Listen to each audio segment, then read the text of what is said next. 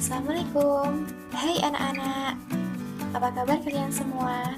Semoga baik-baik saja ya. Semoga selalu dalam lindungan Allah.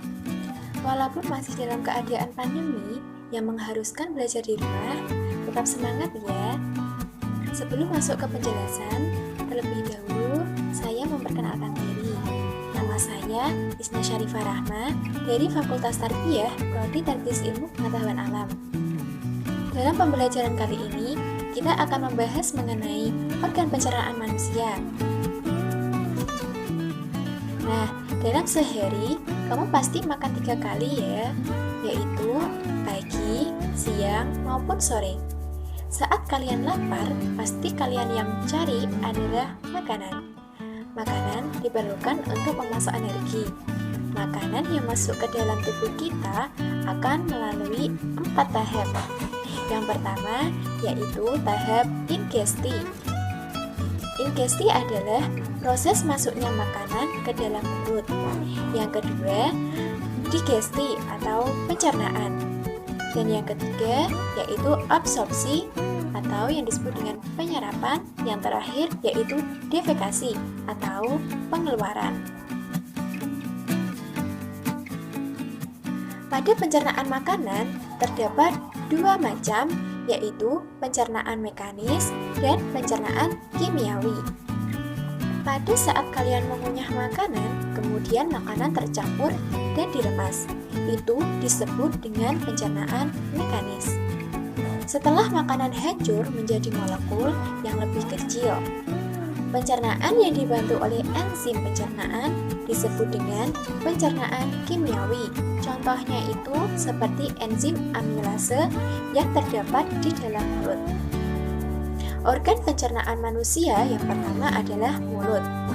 Masih ingatkah kamu bahwa pencernaan ingesti terjadi di mulut? Perhatikan gambar berikut ini. Di dalam mulut terdapat gigi, lidah, dan kelenjar air liur atau saliva. Pada air liur mengandung mukosa atau lendir. Senyawa ini berfungsi sebagai antibakteri.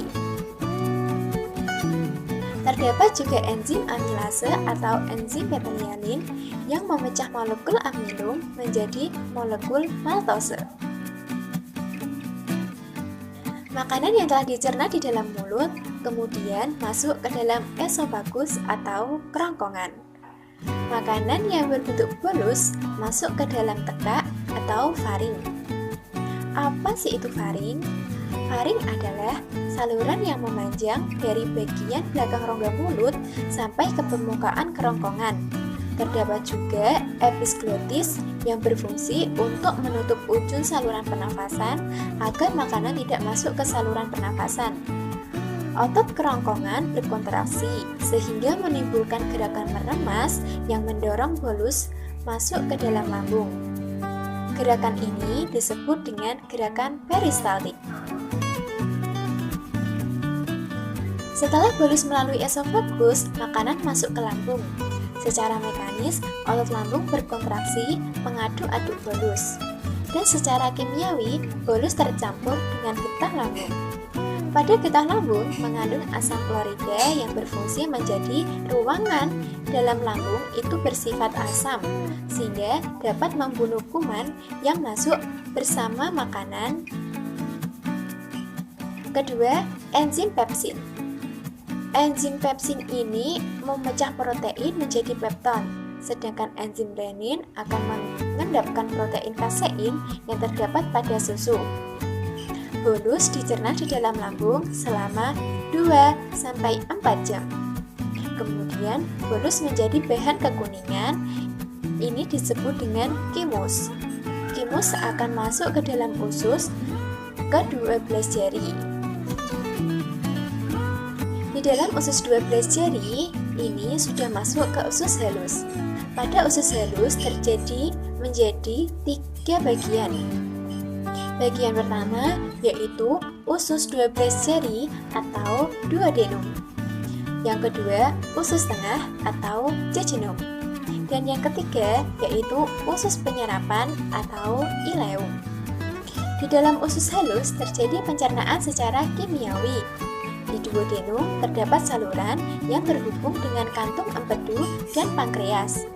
Setelah itu, dilanjutkan ke jejunum. Di bagian ini terjadi pencernaan terakhir sebelum zat makanan diserap. Zat-zat makanan yang melalui jejunum menjadi bentuk yang siap diserap. Penyerapan ini disebut dengan ileum. Kemudian, makanan yang melalui usus halus setelah itu masuk ke usus besar atau yang disebut dengan kolon. Kolon terbagi menjadi 3. Yang pertama, kolon ascendens, yaitu naik, kolon transversum, mendarat, dan kolon descendens, yaitu menurun. Dan yang terakhir itu di anus. Bahan makanan yang sampai ke usus besar dapat dikatakan sebagai zat-zat sisa. Zat-zat sisa berada dalam usus besar selama 1-4 hari. Zat sisa tersebut terdiri atas sejumlah besar air dan bahan makanan yang tidak dapat dicerna. Misalnya itu selulosa. Usus besar berfungsi mengatur kadar air pada sisa makanan yang terlalu banyak. Maka dinding usus besar akan menyerap kelebihan air tersebut. Sebaliknya, apabila sisa makanan kekurangan air, maka dinding usus besar akan mengeluarkan air dan mengirimnya ke sisa makanan. Sisa makanan yang tidak terpakai oleh tubuh beserta gas-gas yang bau disebut dengan tinja atau feses dan dikeluarkan melalui anus. Penjelasan mengenai organ pencernaan manusia semoga bermanfaat dan sampai jumpa.